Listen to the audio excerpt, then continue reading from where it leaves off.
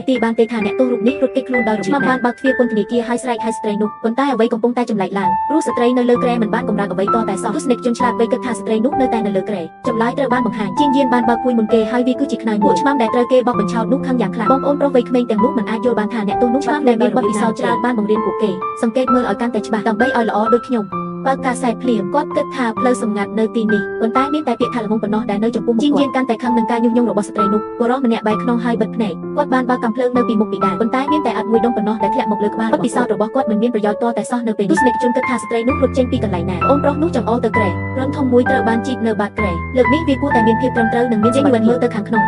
គាត់បានបាញ់កាំភ្លើងអ្នកទាំង3បានលោតចូលតើអ្នកក៏គិតថាស្ត្រីនោះរត់ចេញពីទីនេះដែរប៉ុន្តែក្រណាត់ក្រែត្រូវបានដកចេញរូបរាងរបស់ស្ត្រីនោះបានលេចចេញមកដោយមិននឹកស្មានដល់ទស្សនិកជនបានចូលចិត្តពីដូច្នោះទេអ្នកនិពន្ធនឹងស៊ីគាត់បានដើរចេញពីទ្វារពន្ធនាគារដោយស្ងប់ស្ងាត់គាត់បិទទ្វារមួយផ្លែតវិធីងាយស្រួលបំផុតដើម្បីរត់គេចពីពន្ធនាគារគឺអត្រាជោគជ័យខ្ពស់ស្ត្រីនោះដើរដោយទំនុកចិត្តនាងចង់ជួយសង្គ្រោះឆ្មាំពន្ធនាគារប៉ុន្តែនាងទន់បន្តិចនាងបានយកក្តារចុចស្វែងរកសត្វតដែលបាត់ភ្លាមនោះភ្នែកក៏ភ្លឺឡើងក្មេងស្រីអាក្រក់នោះញឹមនាងបានយកឯកសារដែលបានបោះពុម្ពវាបានបង្ហាញថានាងកំពុងតាមដានសត្វតទាំងនេះ